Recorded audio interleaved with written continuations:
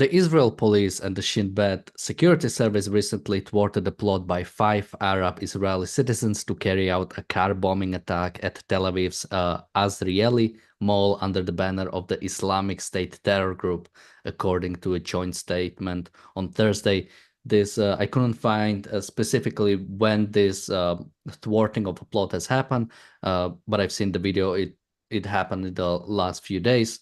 Basically, it's been done by two individuals, Mahmoud Azam and Ibrahim Sheikh Youssef, who have recruited 3 more Arab Israelis and have been in contact with ISIS to basically commit a terrorist attack on Israel or against Israeli civilians. And were planning to meet with ISIS, but Israeli intelligence has been knew about this for some time and have been able to basically completely stop this attack, thankfully, because if this did happen, it would have been terrible. The Azrieli Mall it's basically like a collection of 3 skyscrapers. You might have even seen them before, because usually when protests happen in Tel Aviv, I oftentimes see it happening or either going through that area or happening around that area. So you can always see them in the background. So it's a major center, and if anything have happened, that would have been terrible. And so generally, there has been a rise of terrorism that I've seen, at least in the last couple of weeks. When the Iranian attack happened on Israel, there was a terrorist attack that happened at the same time. There was also allegedly another one that was later found that it wasn't true. It was just a false alarm. But there have been happening seemingly more terrorist attacks, maybe emboldened by what's happening. So we'll be talking about the rise of this and sort of what can Israel do about it, because it's definitely a serious issue and has been a serious issue in Israel for a long time. Basically the terrorism inside of Israel. I mean, if you just think about the intifadas, that those were basically local terrorism. Joining me today is Marco and Richard. Welcome to the Daily Objective. Marco, what do you think about these 5 Arab Israelis attempting this, or what do you think drives them? Yeah, look like they were trying to organize a significant plot in order to bring down the tower, at least damage them significantly. Ideally, if they managed to have demolished them, or at least knock one down, would have been a great propaganda victory for them. But because it's not really that easy to demolish a building with explosive. You need massive amounts, or at least some external input. And they were caught because trying to organize this plot, they set off alarm bells in the intelligence community all over the place, which is a good thing. But as you mentioned, it looks like in the last month or so, Intifada is back. We've seen a number of attempted suicide attacks. For example, I think 3 weeks ago or something, there was a guy just walking down the road, his backpack, clearly carrying a bomb, exploded. He died, lightly injuring a passerby, but that was, I think, one of the first reported potential suicide bombing. And of course, just want to make sure, because I know there was one pretty much right after Sinwar got appointed into as a head of Hamas, and he basically called for suicide bombings to start happening again. But that was when Ismail Haniyeh died, so I think it was longer than 3 weeks ago. Are you talking about this one, and you just have a different date, or was there a separate one? I think it was earlier on. Okay. But as you were mentioning earlier on, during the Iranian attack on Israel on about 10 days ago, on the 1st of October, wasn't it? In Jaffa, 7 people were killed and 17 injured. On Sunday, 1 person was killed and 10 people injured at the bus station, terrorist attack. And on Wednesday, yesterday, yeah, 1 person was killed and 6 people injured in Hadira. So this kind of stuff is carrying on. It's so often small cells of people, sometimes a lone wolf. But yeah, the particular incident we're talking about today was something much bigger, something that takes lots of effort and lots of coordination with different jihadi groups across the Middle East. Because again, it's not an easy task. It's not like you go out and stab somebody in the street. You have to have all sort of logistic background and weapons and all this kind of stuff. And again, we should also remember the plot that the IDF effectively dismantled. It was a massive plot in order to attack Galilee with a kind of October 7th style, just probably bigger and more brutal than that. So that was one of the results of the attack on Lebanon, the kind of operation the IDF has been carrying out. And of course, every time you hear the IDF, is causing explosions in southern Lebanon, some of those are actually not the IDF attacking locations, but destroying equipment, infrastructure like tunnels and stuff like that. So when people report, oh yeah, the IDF is blowing things up, well, it's not necessarily attacking areas, but it's getting rid of Hezbollah's infrastructure. I think with this particular incident, it's always the attention is never on thwarted terrorist attacks. They always get a few lines of coverage wherever they are in the world, and then people move on.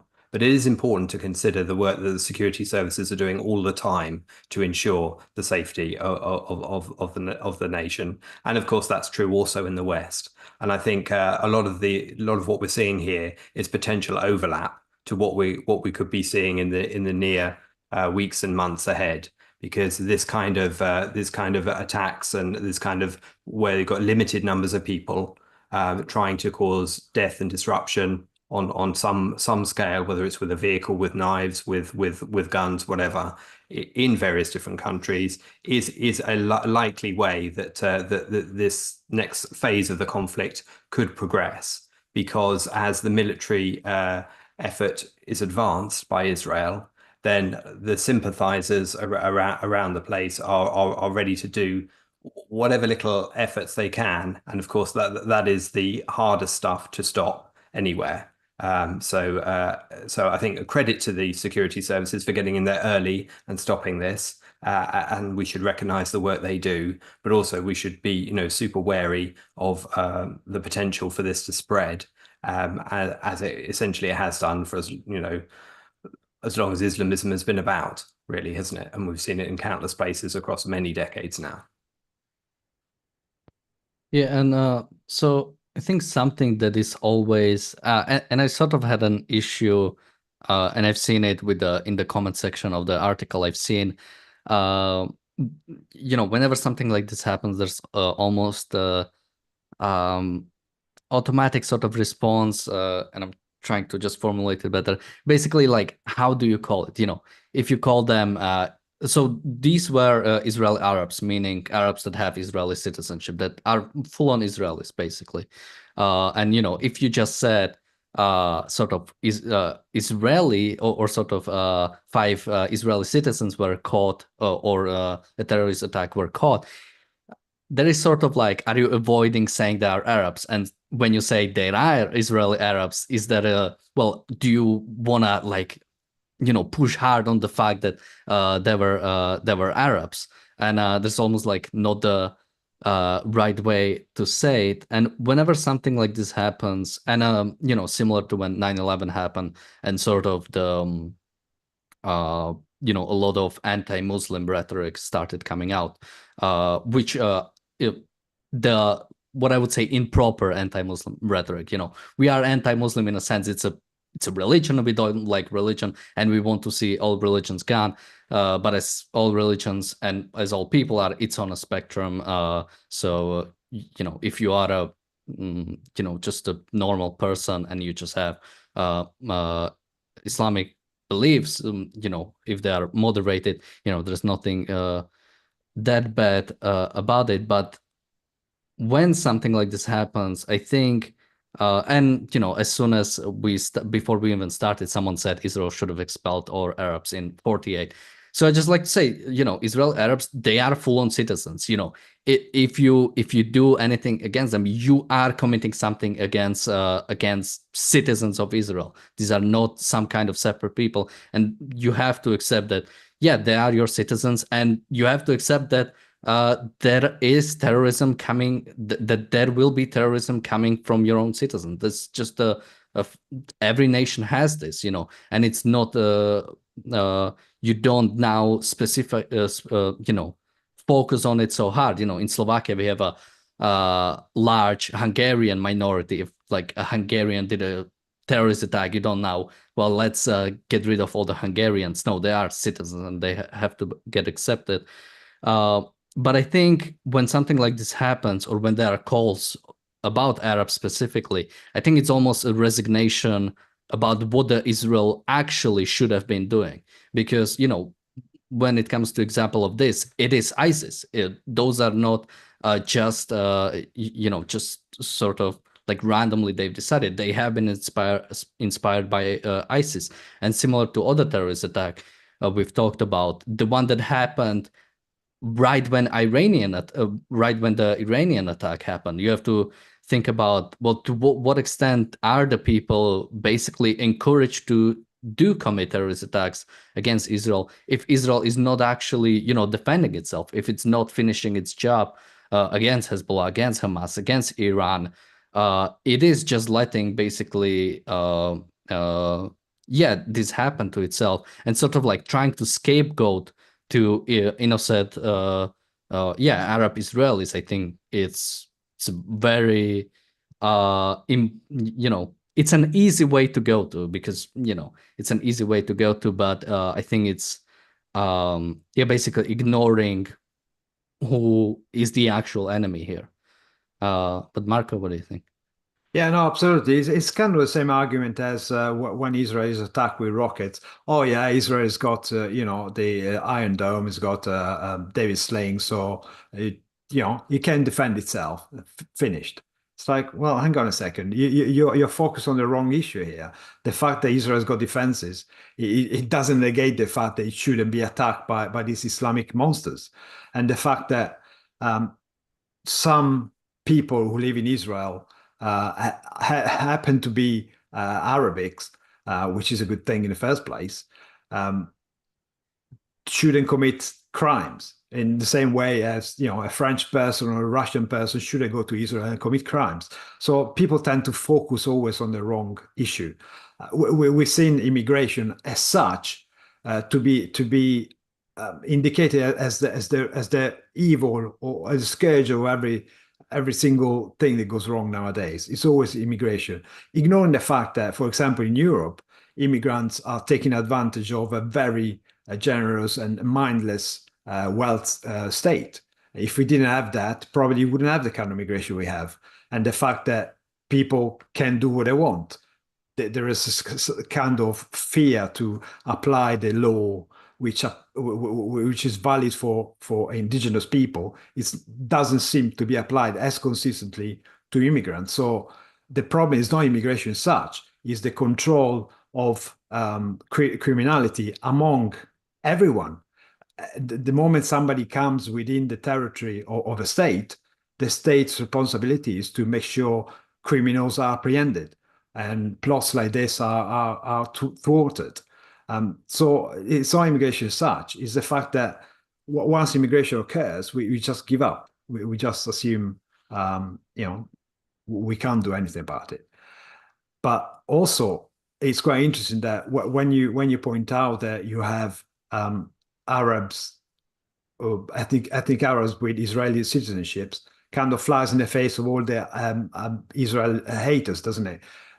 Talking about how many Israelis have you got in Syria? How many Israelis have you got in Iran, for example? How many Jews have you got in Iran? You don't see many of those. But that goes to show, again, how much Israel is open to anyone, independent of religion or ethnicity. So that's why Israel, again, is the state, the only state in the Middle East which promotes freedom. It would be nice if they had a bit stronger security. But hey, you can't stop somebody just because he's of the wrong color. That's just manic.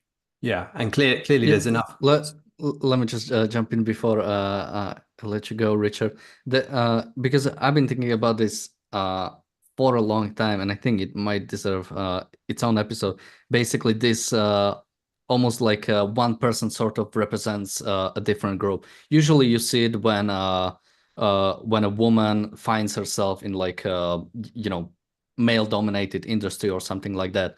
For some reason, that woman and everything she does represents basically all women, while if man does something, it's just it's on him. And it's similar to sort of even the fact that there is a specification Arab Israeli is in itself problematic. They are Israeli, that it shouldn't matter their ethnic background. And there is a debate about where does it come from, because on one side Arab Israelis, while they are full-on citizens, oftentimes what you see them is sort of founding like a separate political parties based on basically just being Arab, which is again not helping that issue. And then there is a question: where does that come from? Is it because they are not fully integrated? Is it because they don't want to be fully integrated, or they are not allowed to be fully integrated? But yeah, basically like scapegoating the whole ethnic group based on one person, it's always problematic. And yeah, once we get past that, it's gonna be pretty nice when we stop looking for the groups. But yeah, Richard, sorry. It's all right, no worries. It's ideas and ideology that count, isn't it? Not the ethnic makeup of the person who's acting on them, but why are they acting on them? And if you look at this group here, they'd studied terror attacks in Syria. They've been in touch with ISIS. They were planning to meet ISIS members in person, traveling abroad to meet them. So all of that is the evidence of what they were planning here. For people to focus only on their nationality is to exclude all of the facts that you need to analyze the situation properly. Sometimes that's willfully done, of course, because people are trying to make a completely different point, which is the bias of where they start from, as opposed to examining what you're really looking at. And you're never going to undo the problem if you choose to focus on the non-essentials. It's as I said before, it's the fact that terrorists only, I think the line is often said that terrorists and terrorism only needs to be lucky once, whereas the security services need to be lucky all the time. Now, the word lucky isn't really the right word in that quote, but it gets to the key point, which is that it's a constant battle to make sure that you can keep the peace against these nefarious people who simply want to cause destruction and nihilist acts. And cause death like this. So it's important to recognize the work they do, I think. And of course, when people say, some people seem to talk as if you can only capture people for terrorism when they're at the point of detonating a bomb, or when they're at the point of firing a gun, or after they've done so. Whereas clearly, when there's sufficient planning stages leading up clearly to what is a terrorist attack, that is the point to ensure the safety and security of your own people, and not to wait. But of course, it's a delicate matter, and none of us will ever have the full facts that they had necessary to determine who was planning what, and therefore to act upon it. Yeah, I mean, it sort of shows that the Israeli intelligence, is doing pretty good job. Is working pretty well when it comes to Israel. But I think it should really be focused more on its outside threats, on basically what is actually the full-on drive behind these sort of actions, because you can't really completely eliminate crime. People have free will. You could have the best society ever, and if someone really hates it, if someone is a real nihilist, if someone just wants to destroy it for whatever reason, there's nothing in a sense you can there's nothing you can stop in a sense of like just legislating or something like that. But when it comes to policy outside, when it comes to what is inspiring people to rise up. And if you could talk about the fact that Iran has been basically supporting has been supporting different militias, different organizations across the Middle East to actively attack Israel. That can be managed. You can actually defend yourself against it. It's a clear enemy that's not that's not hidden behind some sort of group, that's not hidden in a crowd that you cannot fight. It's like a clear enemy we have. Recently, I believe Biden, Netanyahu, and I believe even Kamala was part of that conversation, had a conversation about Iran. And I keep hearing stuff that Iran is gonna get it bad. And, it's coming any day. I think Yoav Gallant was quoted saying something like that it can come up at any time. And I guess now I believe him, because I really have no idea when it's going to come. Yeah, but sort of, I think I wanted to go to one more point, but but basically it is on Israel to actually. I wanted to talk about also Palestinians, and also about the terrorism coming out from the Palestinian territories that has been encouraged by both. Not even talking about that being encouraged by Hamas and Palestinian Authority, by basically rewarding people, by with the pay the slave program, basically rewarding people for committing terrorist attacks on Israel. That can be stopped, but also by also the support from the West, by the fact that after October 7th, many countries were quick to recognize the Palestinian state, were quick to restore the funding to UNRWA after it was pulled out without no changes, basically.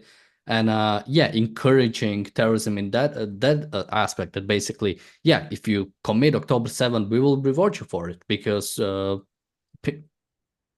apparently we like it. We don't want Israel to actually defend itself. Marco?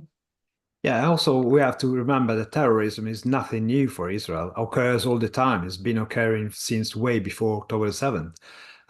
Small acts of terrorism, like people in the West Bank driving into a checkpoint, trying to take out soldiers and sometimes civilians as well. It's been going on constantly. Hezbollah throwing rocket into northern Israel is been going up for last year and even before. Rockets from Gaza, it's been going on for decades now. And this kind of targeted terrorism within Israel itself, it's what these Islamic rats do, isn't it? These people pushed, encouraged, funded by Iran are actually switching techniques in order to terrorize, the population in Israel, trying to demoralize the population. And these attacks are particularly cowardly because they are based on civilians. They deliberately attack civilians to try and expand the propaganda for their side, trying to push the civilian population to go for the ceasefire and all this kind of appeasement, which only will benefit Hamas and Iran in the end. And to exploit fear within the population as a weapon, absolutely. And then, of course, later on, always to reverse what causes what. You look at 9/11, for example, and then you look at the response to 9/11, and then people act as if they occurred in the opposite order and one preceded the other, which is, obviously complete nonsense. I think one of the things that strikes me is how terrorism in the West, and particularly across Europe in particular, I'm thinking of here, how the single incidence of terrorism, the common denominator that links them all, is so rarely spelt out and examined. It might be mentioned in passing at the time of an incident for the minimum amount of time necessary to get over the point, but it won't be examined as to how is it that this particular group of terrorists in this situation and that situation, where what was the network of mosques and imams and online content and all of it not selectively focusing on, oh, we must control social media better, and leaving it at that and making it suddenly a debate about social media instead. But instead looking at what is the common denominator that drives the ideology that makes people want to cause the death of other people, the other innocent people, in this way, and therefore what can be done to weed that out at the root and make sure that you can lessen the number of incidents that occur. You'll probably never wipe it out altogether, because there's it's impossible to get every last one, I would think. But nevertheless, without looking at the common denominators, you're never going to achieve it, and that is too often evaded. We have a super chat from Bonnie. Thank you so much. Also, someone in the chat says, there has been no terrorism out of Golan Heights, yet they remain occupied by Israel. So someone said there has been terrorism in Golan Heights. I'm not sure about either way, but also it's wrong.